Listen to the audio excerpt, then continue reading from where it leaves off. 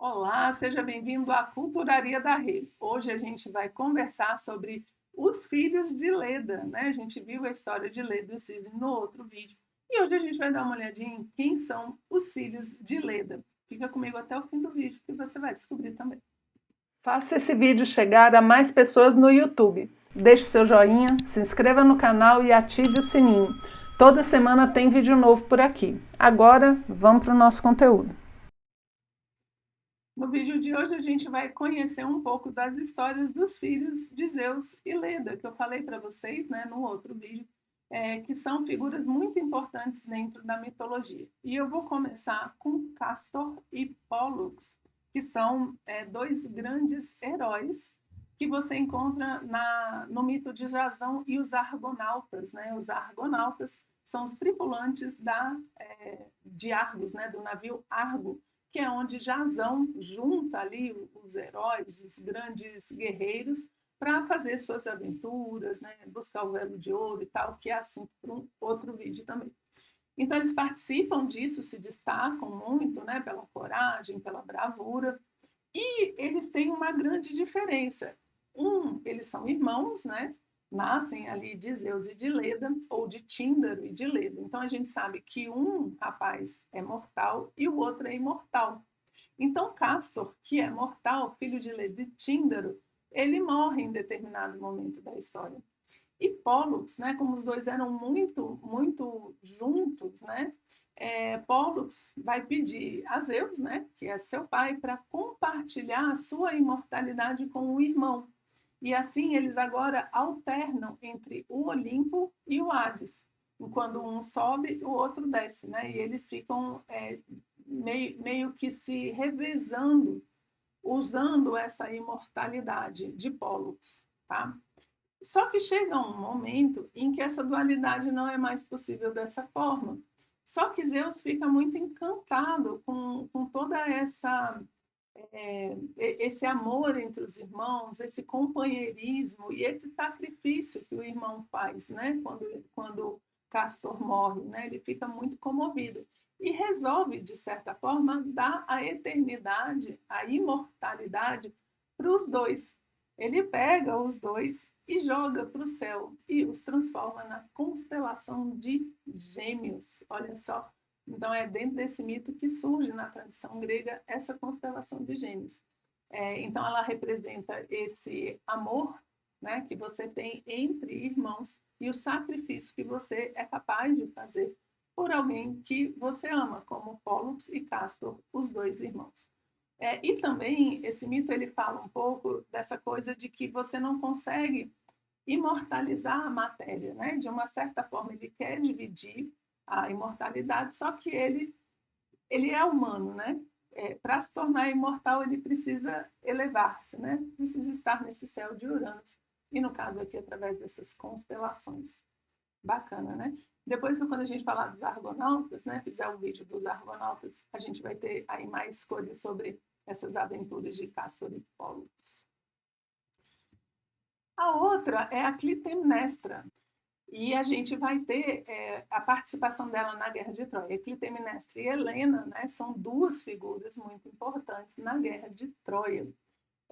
Helena, a gente sabe, né? Helena de Troia, que é raptada e tudo. Clitemnestra, então, a irmã de Helena, é esposa de Agamenon. E Agamenon era justamente o chefe dos exércitos que iam juntar, né, todos os gregos e levar até Troia. E quando eles juntam todos os navios, o vento para. Eles estão meio numa baía, né? Eles precisam do vento para sair. E o vento para. E ele vai consultar, né, os deuses para ver o que está acontecendo e tal. E por diversos motivos eles falam que a única forma de ter vento é justamente sacrificando a própria filha. Então, Ifigênia, né, que é a filha de Clitemnestra, ela vai ser sacrificada para que haja vento e as pessoas possam, né, sair então dessa baía e ir para Troia, justamente para fazer a guerra de Troia. E é interessante porque, nesse caso específico, ele acha, né, Agamenon acaba achando que ele realmente matou a filha. ele faz definitivamente sacrifício, mesmo com Clitemnestra ali, né, dizendo que não faz isso e tal. Só que em algumas versões, como a que mostra aqui nessa pintura que vocês estão vendo, a deusa Diana teria poupado ela. Tá vendo aqui, ó, gente, que aqui tem um cervo, né?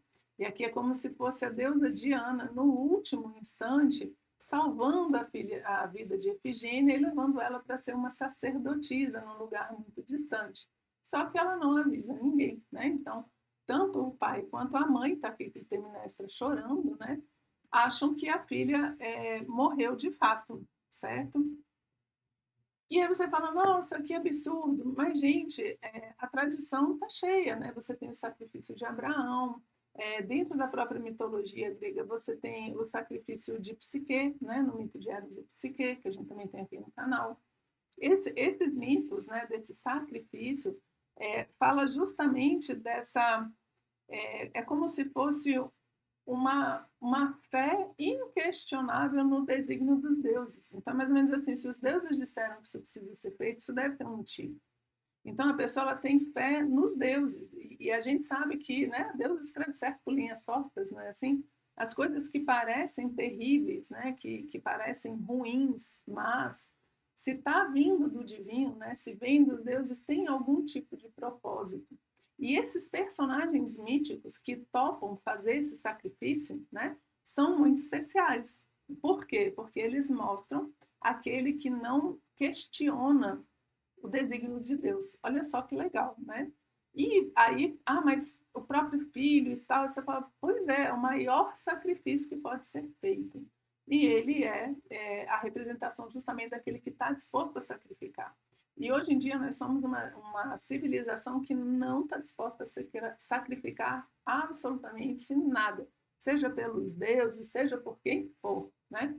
A gente é muito nosso, as nossas coisas, a gente não está disposto a se sacrificar pelo outro, pelo próximo.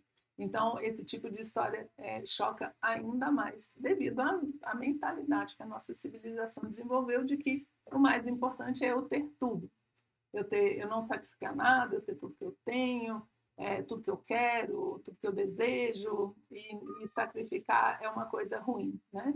E, no fundo, esse sacrifício é uma grande prova de generosidade e, no nosso caso aqui, de confiança nas leis da natureza representada pelos deuses, ok? Voltou.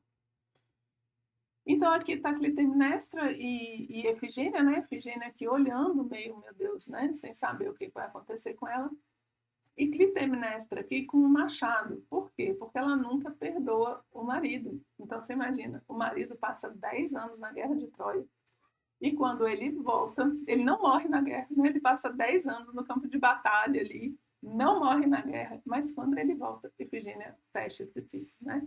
Representação aí dessa vingança que não compreende as coisas que aconteceram, né? Esses desígnios divinos. Então, a gente, quando não entende a vida, não entende as leis da natureza, a gente se torna vingativo, ok? Tá, Clitemnestra, então, uma grande figura da Guerra de Troia, mas não tanto quanto sua irmã Helena, né? Que é a Helena de Troia, justamente, que vai ser raptada e vai dar toda aquela confusão que a gente conhece e já comentou em outro vídeo aqui do canal, ok? Então, esses são os filhos de Zeus e Leda.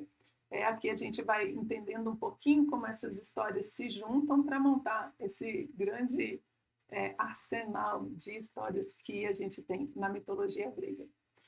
Então, era isso que eu tinha para trazer para vocês hoje. Espero que vocês tenham gostado e a gente se vê no próximo vídeo.